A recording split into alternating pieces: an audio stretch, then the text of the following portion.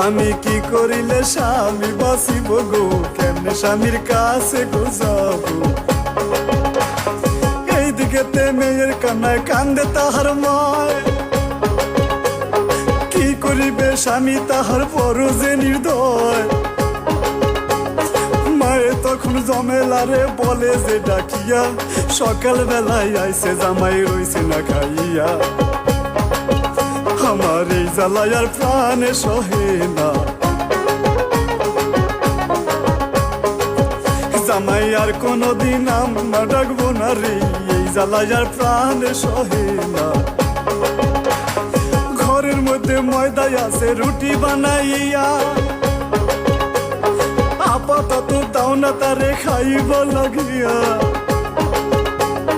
কথা শুনে থালা নিয়ে ময়দার কাছে যায়, জমেলার চোখে